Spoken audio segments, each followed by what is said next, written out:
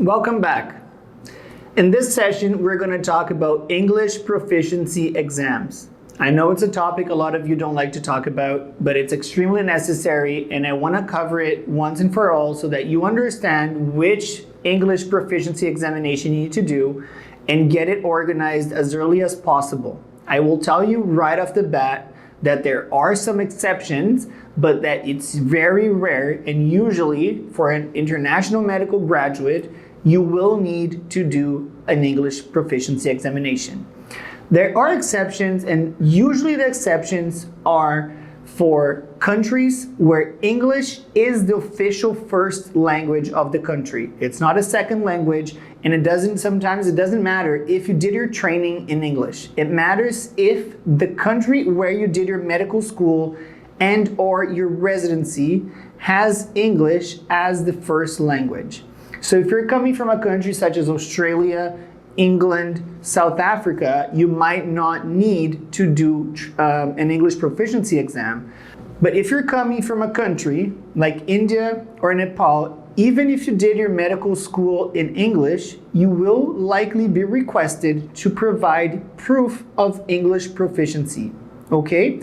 Some people will also study, for example, in the Caribbean, where the schools are in English, and they will still have to provide English proficiency examination. So let's just assume that for the vast majority of you, you will need to provide English proficiency examination, unless, as I said, you are from one of these countries. If you want to know if you're exempt, you can go to the website of the college where you are willing to apply for a license, or on CARMS, and there you can find a list of the exceptions. Usually, as I said, are only for countries where English is the first language, okay? So now let's assume that you will need your English proficiency examination. The first question that I get is, can I use my IELTS General that I did for my permanent residency application? No, you cannot, okay? All the colleges of physicians and surgeons in every province and the Royal College, along with the Medical Council of Canada, have the same rules and the same cutoff in regards to English proficiency exams. The IELTS General is not accepted. The IELTS General is accepted for permanent residency applications, and the IELTS Academic is the one that is accepted by the medical licensing bodies. It's important to highlight that the IELTS Academic is not accepted by Immigration Canada. So if you're planning on taking IELTS, you will need to take both IELTS General for your permanent residency application and IELTS Academic for your IMG licensing process, okay? Now, that is why I usually recommend you to take the CELPIP. CELPIP is an exam that is done around the world, but in Canada is widely available, and that is recognized and accepted by both Immigration Canada and the medical licensing authorities. Therefore, you need to only do one exam that will serve both purposes. That way you not only save on having to do the exam, instead of doing it twice, you only do it once, you will also save on fees related to these examinations, since they are not cheap, okay? Now, the third option that is accepted by the medical licensing authorities is the OET exam, which is the Occupational English Test. The Occupational English Test is only accepted by the medical licensing authorities and is not accepted by Immigration Canada. To do the Occupational English Test, you will need to prove that you have a medical degree, since it's specific to the field of medicine. In some areas, in some other activities that you might need to provide proof of English language, in some other areas where you might need to provide proof of English proficiency, OET might be the most requested one, since it is domain specific. It's related to medicine. However, for all the medical licensing authorities in Canada, including all the medical licensing bodies and the Royal College and the Medical Council of Canada, OET is accepted, and the CELPIP is likely accepted along with the IELTS Academic. So basically, it comes down to 3 proficiency examinations that are accepted throughout all the bodies, and the cutoff is exactly the same. So number 1 is the IELTS Academic.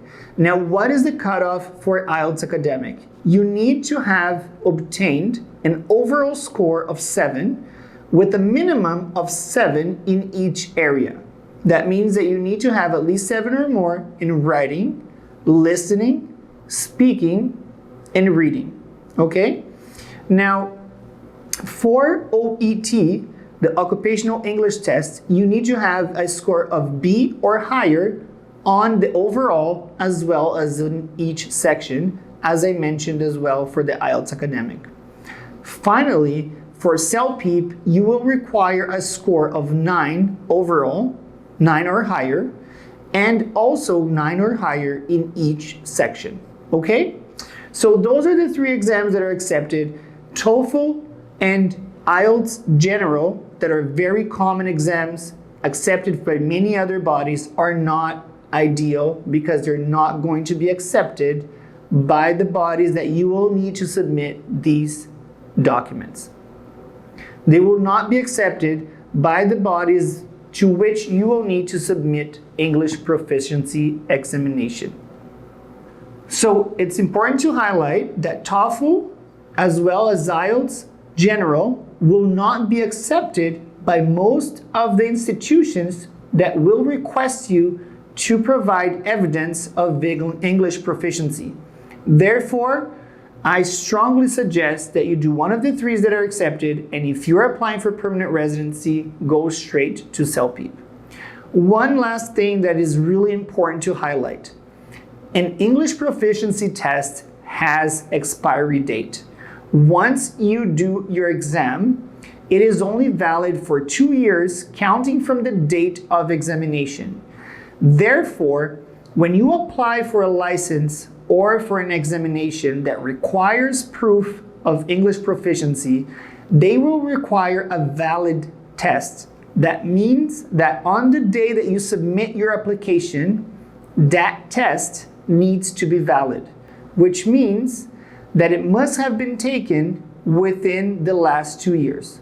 If your test expired or is about to expire and you are still in the process of licensing, I strongly suggest that you take it again as early as possible. I know it's stressful and I know it's annoying. I had to do English proficiency examinations more than 3 or 4 times, even after living in Canada for more than 5 to 7 years. It is frustrating, but we can't change the rules, and I don't make the rules, and I'm here to guide you through the rules that exist. And I'm telling you that the earlier you do these tests and that you ensure that these examinations are valid, the faster your licensing process will be, and you will save money on the long run by avoiding late fees and also being able to meet important deadlines. Okay? So this session is important because English proficiency examinations will be requested, and it's important that you plan ahead which one you're going to take. There are different formats of examinations, and sometimes there's a personal preference for doing IELTS Academic versus OET versus CELPIP. So it's important that you first look into the examinations and then prepare accordingly. And if you're applying for the permanent residency, just keep in mind that the only one that is accepted by both immigration and the medical licensing bodies is the CELPIP. Okay? I'll see you on the next session.